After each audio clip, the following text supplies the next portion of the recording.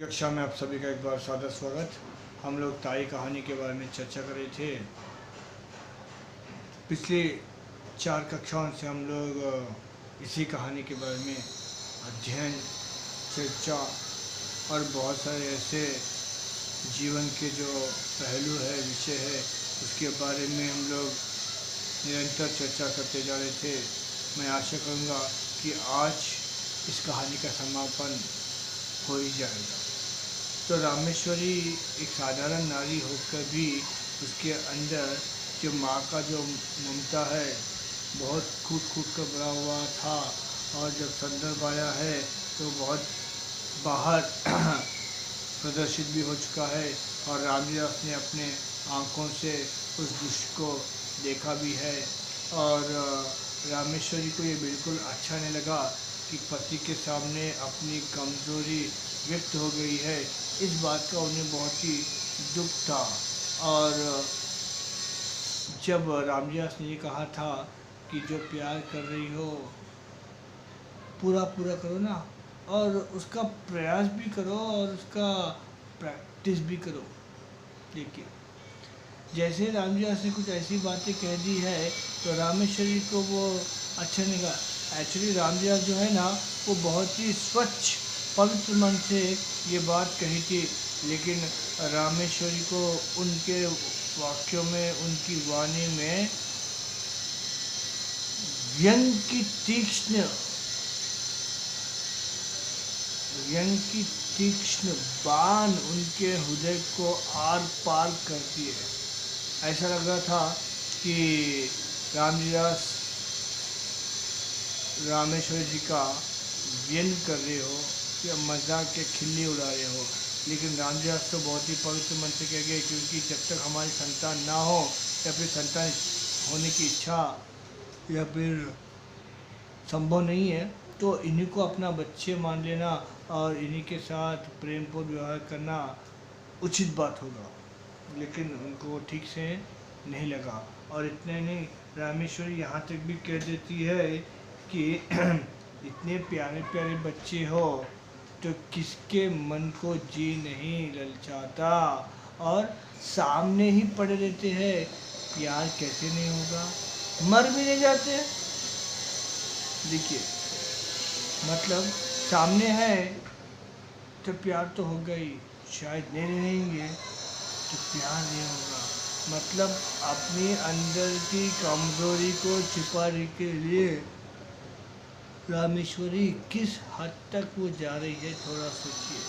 क्योंकि उनके अंदर का ममता, वात्सल्य, प्रेम एक एंगल है, तो उनके अंदर का द्वेष, घृणा, क्रोध, ईर्ष्या एक अलग एंगल है।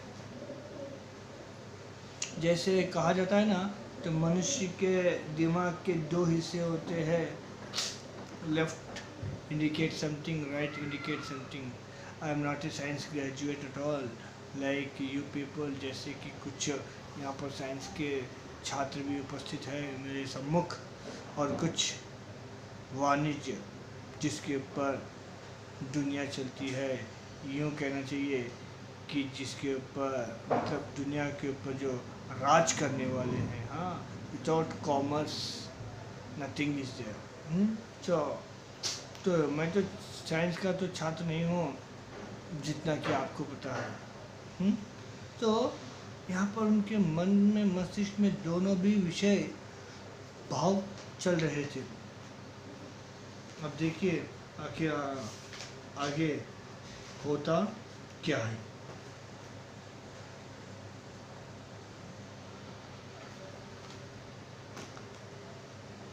बाबू साहब ने पत्नी को मौन देखकर कहा, अब झेपने से क्या लाभ, अपने प्रेम को छिपाना व्यर्थ है, छिपाने की आवश्यकता भी नहीं। Why you become worry and why you become hurry and why you want to hide yourself? क्योंकि तुम्हें अपना जो प्रेम भावना है या ममता है उसे छिपाने की आवश्यकता नहीं है, और न ही किसी प्रकार का कोई हेजिटेशन। रामेश्वरी जलकर बोली, मुझे क्या पड़ी, जो मैं प्रेम करूंगी, तुम्ही को मुबारक हो। निगोड़े जरा सी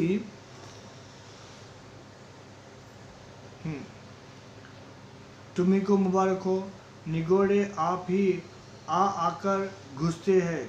एक घर में रहने से कभी कभी हंसना बोलना भी पड़ता है। अभी परसों जरा यूं ही धकेल लिया, उस पर तुमने सैकड़ों बातें सुनाई। संकट में प्राण है, ना यूं चैन ना वो चैन। देखिए, तो जैसे रामदास ने कहा है कि जो तुम्हारे अंदर का जो प्रेम है, वात्सल्य है, उसे छिपाने की आवश्यकता नहीं है। You can express your love. जो बच्चों के प्रति जो स्नेह है, प्रेम है, अपनापन है, तुम उसे व्यक्त कर सकती हो। उसे छिपाने की आवश्यकता है ही नहीं। Need not to hide. तो वो रामेश्वरी कहती है, क्योंकि स्त्रियों की जो शैली है ना, जो ढंग है ना, वो थोड़ी सी अलग होती है। कभी कभी कुछ संदर्भों में, जैसे हम लोग टॉस डालते हैं कभी किसी गेम में, आरंभ किसकी होनी चाहिए या फिर गेम का शुरुआत कौन करे, तो यहाँ पर भी कुछ ऐसी चित भी उनकी, पट भी उनकी। तो राम जी दास के आगे रामेश्वरी का जो प्रेम है, ममता है, वो पकड़ा गया है, लेकिन वो स्वीकार करने के लिए तैयार नहीं, क्योंकि she doesn't want to express her weakness to anyone, not to even to her husband. और रामदास कहते हैं कि छिपाने की आवश्यकता नहीं है। तुम बच्चों के प्रति अपना स्नेह, अपना प्रेम न्यौछावर कर सकती हो, लेकिन रामेश्वरी कहती है कि मैं क्यों उनके ऊपर प्रेम बरसाऊं। ये जो प्रेम है वो आप ही को मुबारक। आप ही बीच बीच में चले आते हैं। कुछ समय पहले मैंने उसको ढकेल दिया था, तो आपने मुझे सैकड़ों बातें सुनाई हैं। और आज एक घर में जब रहते हैं तो थोड़ा बहुत हंसना पड़ता है, उनके साथ बोलना पड़ता है, तो आप उसको ही सब कुछ मतलब प्रेम ममता मान लेंगे तो कैसे होगा। तो मतलब ना उस प्रकार से चैन मिलेगा, ना इस प्रकार से हमको चैन मिलेगा। मतलब अगर हम लोग प्रेम करते हैं तो भी प्रॉब्लम है आपको, और हम लोग द्वेष या ईर्ष्या करते हैं तो भी प्रॉब्लम है। अभी कहा ना, चित भी उनकी, पट भी उनकी। नारी का सहज स्वभाव है, नारी है ना। बाबू साहब को पत्नी के ये वाक्य सुनकर बड़ा क्रोध आया। उन्होंने कर्कश स्वर में कहा, न जाने किस हृदय की स्त्री है, अभी अच्छी अच्छी बैठी बच्चों को प्यार कर रही थी, मेरे आते ही गिरगिट की तरह रंग बदलने लगी। अपनी इच्छा से चाहे जो करे, पर कहने से बलियों उछलती है। न जाने मेरी बातों में कौन सा विष घुला है। यदि मेरा कहना ही बुरा मालूम होता है तो ना कहा करूँगा। इतना याद रखो कि अब जो कभी इनके विषय में निगोड़े सिगोड़े कहा तो अच्छा ना होगा। माइंडेड, तुमसे मुझे बच्चे कहीं अधिक प्यारे हैं। देखिए, तो मतलब बाबू साहब को पत्नी की वाक्य सुनकर अच्छा नहीं लगा, उनको क्रोध आ गया है, और उन्होंने कुछ कर्कश आवाज़ में, मतलब थोड़ा बहुत रूड वॉइस में, रफ वॉइस में, वाणी में उन्होंने कहा है, न जाने तो किस हृदय की स्त्री है। क्योंकि जनरली नारी का हृदय बहुत ही सॉफ्ट कोमल होता है, लेकिन तुम्हारा पाषाण का बना हुआ ऐसा प्रतीत होता है। पाषाण मतलब पत्थर का बना हुआ प्रतीत होता है। क्योंकि तुम अब तक तो भली भांति बच्चों से प्रेम कर रही थी, लेकिन मेरे आते ही गिरगिट की तरह रंग बदल दी है। तो तुम्हें क्या कहूँ मैं, न जाने मेरी बातों को सुनकर तुम्हें कौन सा ऐसा जहर का प्रभाव तेरे ऊपर चढ़ गया है, मैं समझ नहीं पा रहा हूँ। यदि मेरा कहना ही अगर आपको उचित नहीं लगता है, if it won't give comfort to you, so in from now onwards in future मैं इस संदर्भ में कुछ नहीं कहूँगा। कहकर यहाँ तक भी रामजी दास कह देते हैं कि आगे भविष्य में मैं तुम्हारे और बच्चों के बीच में कुछ भी कन्वर्सेशन वार्तालाप बातचीत न करूँगा कहकर रामजीदास रामेश्वरी को कह देते हैं। कहते कहते ये भी चेतावनी देते हैं कि अगर इन फ्यूचर भविष्य में कभी भी किसी भी संदर्भ में अगर बच्चों को निगोड़े सिगोड़े कहोगे तो मुझसे बुरा कोई नहीं होगा, क्योंकि तुम्हें यह जानकारी मैं दे देता हूँ कि तुमसे ज़्यादा मुझे बच्चे प्यारे हैं। देखिए,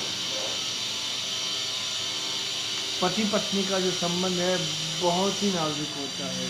कभी कभी एक छत के नीचे रहते हैं जीवन भर, लेकिन एक दूसरे को समझ नहीं पाते हैं। हाँ, पति पत्नी के बारे में हम लोग बाद में बात करेंगे, उनका व्यवहार कैसा होता है, उनकी मन स्थिति कैसी होती है। लेकिन यहाँ पर रामजी दास स्पष्ट करना चाहते हैं कि रामेश्वरी को मुझे तुमसे ज़्यादा बच्चे कहीं अधिक प्यारे हैं। सो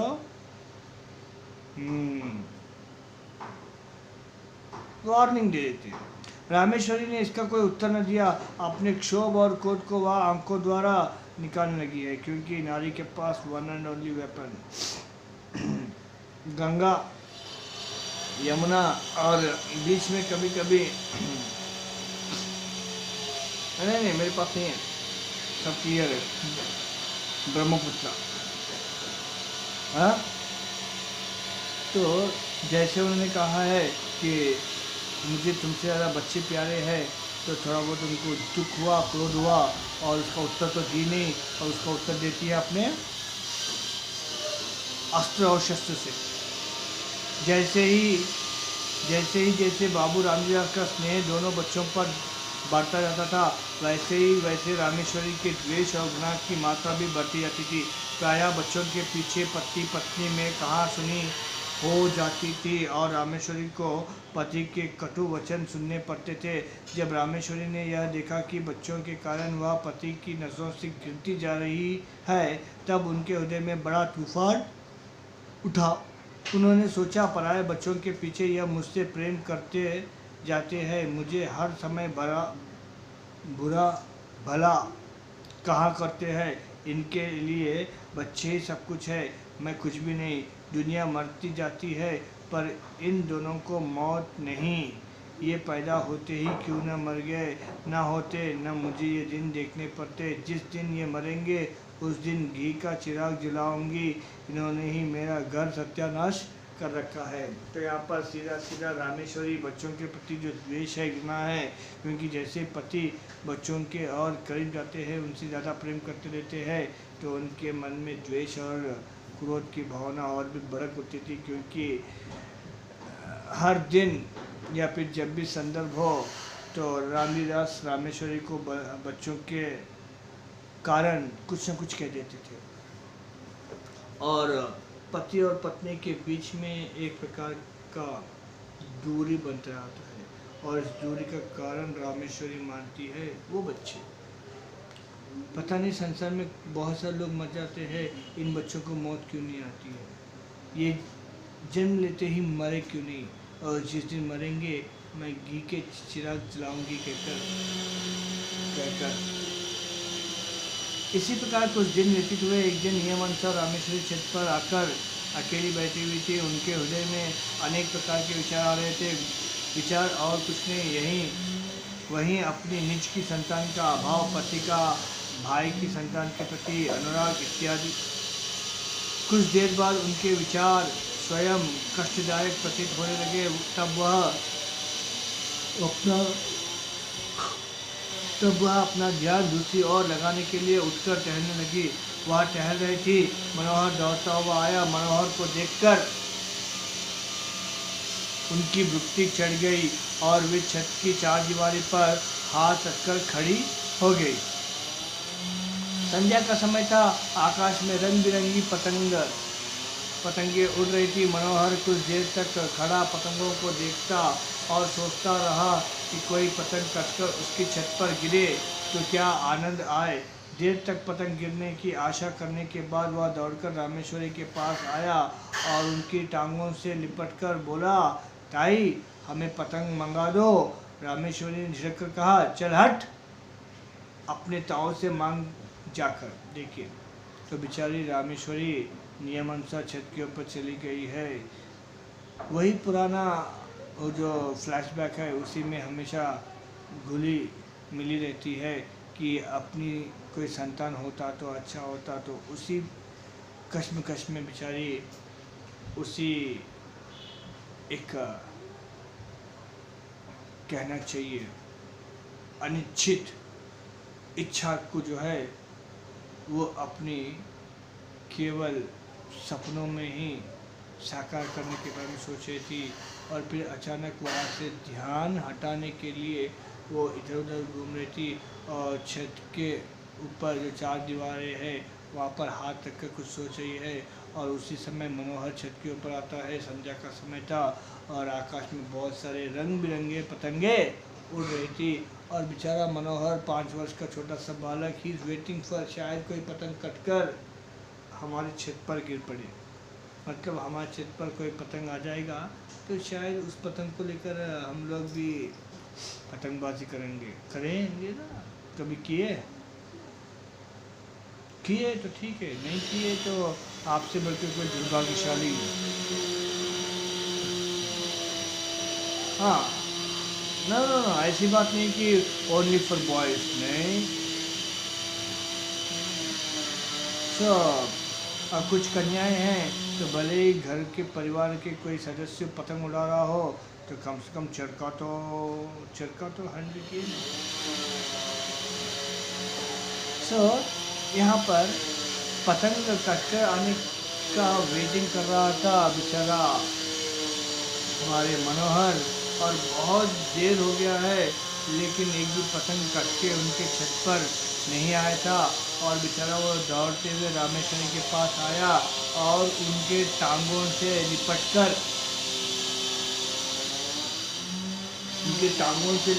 बोला, ताई हमें एक पतंग मंगा दो। तो रामेश्वरी झिड़क बोलती है, चल हट, जाके अपने ताऊ से मांग, क्योंकि हर एक चीज़ तो अपने ताऊ से मांगता है ना, चॉकलेट, बिस्किट, वो कौन सी गाड़ी, हाँ रेलगाड़ी मांगते हो ना, तो जाके अपने ताऊ से पतंग मांग लो जा। मनोहर हतप्रभ होकर फिर आकाश की ओर ताकने लगा। थोड़ी देर बाद उससे फिर न रहा गया। इस बार उसने बड़े लाड़ में आकर अत्यंत करुण स्वर में कहा, ताई पतंग मंगा दो, हम भी उड़ाएंगे। देखिए, बच्चों का जो प्यार है, लाड़ है, दुलार है, पत्थर दिल को भी पिघला देता है। इस बार उसकी बोली प्रार्थना से रामेश्वरी का कलेजा कुछ पसीज गया मतलब मेल्ट होना यार, पिघल जाना, पसीज गया।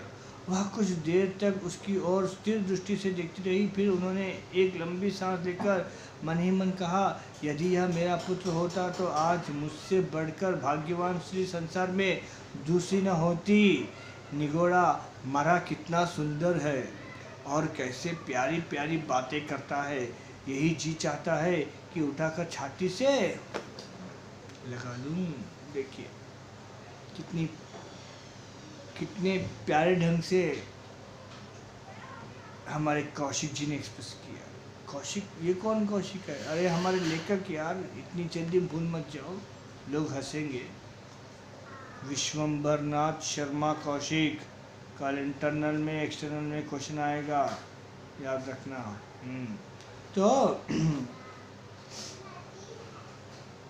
तो इस बार जब उन्होंने प्रार्थना की है तो रामेश्वरी का मन कुछ पिघल गया है और उन्होंने मन ही मन सोचा है।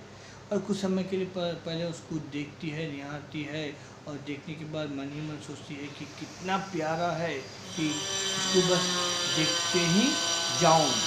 मन में ये विचार उत्पन्न होते हैं और फिर सोचती है कि अगर ये मेरा लड़का होता या मेरा बेटा होता तो इस संसार में मुझसे बढ़कर कोई और लकी फेलो, भाग्यवान स्त्री कोई और नहीं हो सकती है, क्योंकि इतना सुंदर ये पैदा हुआ है, ऊपर से इतनी सुंदर सुंदर इसकी जो बातें हैं हर किसी को भी पिघला देती है। तो और मन में ये विचार उत्पन्न होते हैं कि इसे उठाकर एक बार अपने कलेजे से लगा लूं। यह सोचकर वह उसके सिर पर हाथ फेरने वाली ही थी कि मनोहर उन्हें मौन देखकर बोला, तुम हमें पतंग नहीं मंगवा दोगी तो ताऊ जी से कहकर तुम्हें पिटवाएंगे। ये बच्चों का जो है थोड़ा बहुत कंप्लेंट की शैली थोड़ी अलग होती है। यहाँ पर थोड़ा बहुत प्यार भी है और प्यार में शिकायत भी है। तो बहुत देर तक बेचारा वो रुका, लेकिन बेचारी रामेश्वरी अपने ख्यालों में बिजी है और छोटा सा बालक है और पतंग मंगवाएंगे तो शायद पतंग उड़ाएंगे ना। अब ना कुछ कहती है ना पतंग मंगवाती है, अब वो उनको देख रही है तो उसे क्या मिलेगा। ये तो अपना वात्सल्य ममता का आनंद ले रही है और बेचारी उसके सर पर हाथ रखने वाली थी। और मनोहर वो उनको मौन देखकर कहने लगता है कि तुम हमें पतंग नहीं मंगवा दोगी तो हम ताऊ जी से कहकर तुम्हें तुम्हारी मरम्मत तुम्हारी पिटाई करवाएंगे। यद्यपि बच्चे की इस बोली बात में भी बड़ी मधुरता थी, तथापि रामेश्वरी का मुख क्रोध से लाल हो गया। वह उससे झिड़क कर बोली, जा कह दे अपने ताऊ से वह मेरा क्या कर लेंगे।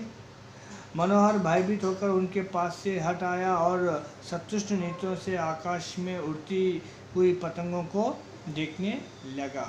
तो भयभीत होकर वो दूर आ गया है और आकाश में उड़ते हुए पतंगों के ऊपर फिर से अपना नज़र दौड़ाया है कि शायद कोई पतंग कटकर उनके छत पर आ जाएगी। इधर रामेश्वरी ने सोचा यह सब ताऊ का दुलार है कि बालिश्त वर्ग का लड़का मुझे धमकाता है। बालिश्त मतलब भाई इतना ये मुझे धमकाता है। ईश्वर करे इस दुलार पर बिजली टूटे। ईश्वर करे कि इस दुलार, इस लाड, इस प्यार के ऊपर क्या टूटे, बिजली। उसी समय आकाश से एक पतंग कटकर उसी छत की ओर आई और रामेश्वरी के ऊपर से होकर छज्जे की ओर गई। छत के चारों ओर चारदीवारी थी। जहाँ रामेश्वरी खड़ी हुई थी केवल वहाँ एक द्वार था जिससे छज्जे पर आ जा सकते थे। देखिए, तो जब मनोहर उनको कह देता है शिकायत भरी लहजे में कि हम आपको ताऊ से कहकर पिटवाएंगे, तो फिर वो डांटती है, झड़कती है, चले जाता है। मनोहर जाकर फिर पतंग की ओर, आकाश की ओर अपना मुख कर लेता है और अचानक वहाँ से एक पतंग कट के आ जाती है। और जैसे पतंग कट के आती है तो वहाँ का जो दृश्य है ये बतलाना चाहते हैं कि छत के ऊपर जो चार दीवारी है वहाँ पर, जहाँ पर रामेश्वरी खड़ी है वहाँ पर एक द्वार है जो छत के ऊपर, मतलब एक छज्जे से दूसरी छज्जे की ओर जाने के लिए, आने के लिए वहाँ पर मार्ग था। जहाँ रामेश्वरी खड़ी हुई थी केवल वहाँ एक द्वार था जिससे छज्जे पर आ जा सकते थे।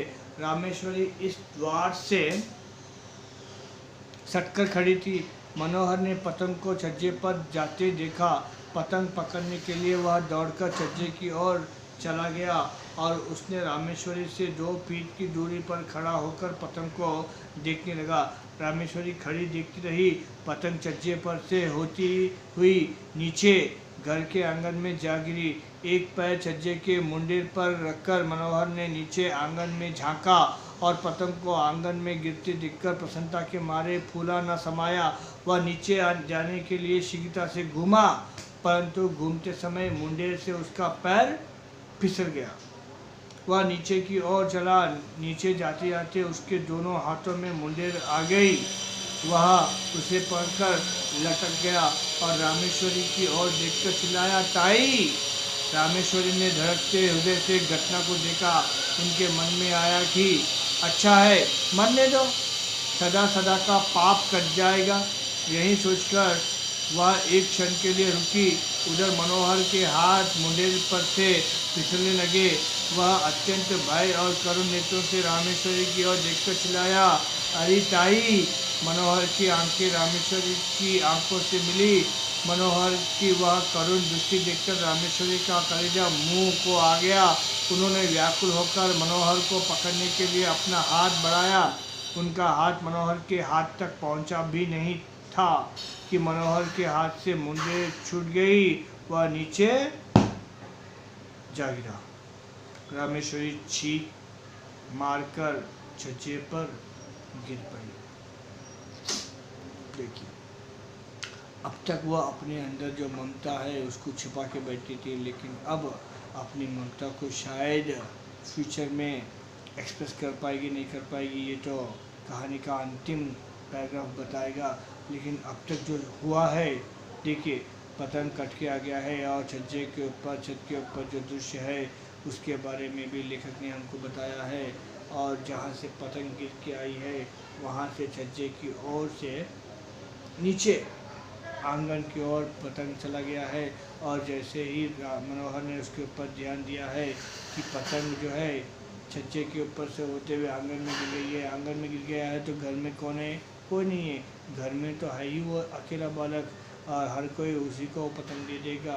तो इस कारणवश एक्चुअली वो छज्जे के ऊपर तो जा मतलब वहाँ तक तो पहुँच गया था जहाँ रामेश्वरी खड़ी है, वहाँ से एक 2 फीट दूरी पर था। लेकिन बेचारी रामेश्वरी अपने ख्यालों में बिजी थी। लेकिन जैसे ही वो छज्जे के ऊपर मनोहर पहुँच गया था और पतंग को भी देख लिया था, लेकिन बाय मिस्टेकली, एक्सीडेंटली वो जो है उस छज्जे के ऊपर से नीचे जाते जाते जो है ऑलमोस्ट लटक गया था अपनी भाषा में। अब ये मैं मुंडेर अब वो मैं सब एक्सप्लेन नहीं करना चाहूँगा। एक्सीडेंटली वो लटक गया था एक और। तो जैसे वो बैलेंस आउट हो गया था और एक और लटक गया था, मतलब एक बैलेंस से जो है अपने आप को बचाव करने की कोशिश वो 5 वर्ष का बालक कर रहा था।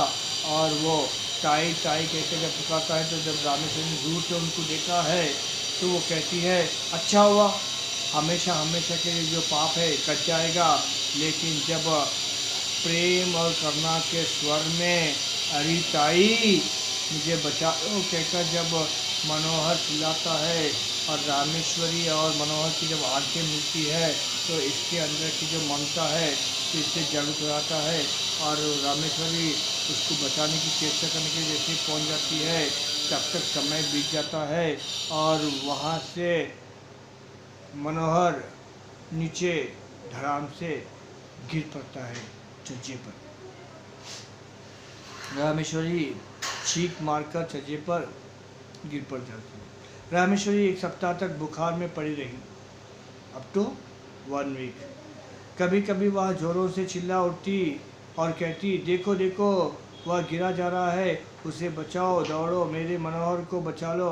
कभी वह कहती, बेटा मनोहर, मैंने तुझे नहीं बचाया। हाँ हाँ, मैं चाहती तो बचा सकती थी, मैंने देर कर दी। मनोहर की टांग उखड़ गई थी, टांग बिठा दी गई, वह क्रमशः फिर अपनी हालत पर आने लगा। तो रामेश्वरी जो है 1 सप्ताह तक बुखार में पड़ी रही और कभी कभी वो ज़ोरों से चीखती चिल्लाती है कि देखो देखो वह गिरा जा रहा है, मैंने उसको नहीं बचाया है, मैं चाहती तो उसको बचा सकती थी, लेकिन मैंने उसको नहीं बचाया है। मतलब रामेश्वरी के अनुसार से मनोहर को मैंने ही मारा है। I kill that small innocent boy. Rameshwari ये मानती है। सो 1 वीक तक बेचारी वो ऑलमोस्ट सदमे में रहती है। लेकिन जब मनोहर गिर पड़ा है, वो उसके टांग फ्रैक्चर होता है, फिर उसको टांग को किसी जगह पर बिठाई जाती है। और आफ्टर 1 वीक जब वो ठीक हो जाती है, कौन? रामेश्वरी, तो 1 सप्ताह बाद रामेश्वरी का ज्वर कम हुआ अच्छी तरह होने पर उन्होंने पूछा, मनोहर कैसा है? राम जी आपने उत्तर दिया है, अच्छा है। रामेश्वरी, उसे मेरे पास लाओ। मनोहर रामेश्वरी के पास लाया गया। रामेश्वरी ने उसे प्यार से उदय से लगाया, आंखों से आंसुओं की झड़ी लग गई, हिचकियों से गला रूंधाया। रामेश्वरी कुछ दिनों के बाद पूर्ण स्वस्थ हो गई। अब वह मनोहर की बहन चुन्नी से भी द्वेष और गुनाह नहीं करती। न द्वेष और गुनाह वो नहीं करती। और इतने नहीं, दोनों से मतलब मनोहर तो अब उनका प्राणाधार हो गया है, मतलब कलेजे का टुकड़ा हो गया है। उसके बिना उन्हें एक क्षण भी चैन नहीं पड़ता। मतलब जिसको वो मारना चाहती है या फिर जिसको वो अपना सुख चैन भंग का कारण समझती है, आज अपना जीवन का आधार उन्हीं को मानती है, क्योंकि आज मनोहर ही उनके लिए सब कुछ हो गया है। जैसे उनका बुखार कम हुआ है आफ्टर 1 वीक, और जैसे ही रामजियास वहाँ पर पास खड़े थे तो रामेश्वर ने पूछा है कि मनोहर कैसा है, तो वो कहते हैं कि अच्छा है, तो उसको मेरे पास लेके आइए। जैसे वो लेके आते हैं तो सबके सामने वो अपनी कलेजे से लगाती है और उनका गला जो है रूंझ जाता है, इतने हिचकियाँ लग जाती है रोते रोते, क्योंकि मैंने तुम्हें मारने का पूरा कोशिश कर दिया है, लेकिन भाग्य विधाता बड़ा है कि तू जीवित है। और तब से उस समय से Rameshwari after few days she become cure, पहले की तरह हो जाती है और कभी अपने जीवन में उनके प्रति द्वेष या गुनाह की भावना नहीं बताती है। और मनोहर की बहन मुन्नी से भी ढेर सारा प्रेम प्यार करती है और मनोहर तो उनका प्राणाधार बन जाता है। जैसे मेरे लिए प्राणाधार या आपके लिए प्राणाधार ऑक्सीजन है, लेकिन रामेश्वरी के लिए प्राणाधार ऑक्सीजन मनोहर बन गया है। तो ये है ढाई। आशा करता हूँ कि आप लोग हो सके तो किसी से प्रेम करेंगे, किसी से द्वेष घृणा नफरत नहीं करेंगे। ये कहानी बहुत कुछ सीख देती है। कुछ भी आप समझ गए हैं तो ये मेरा 5 क्लास का जो कठोर परिश्रम है सफल हुआ।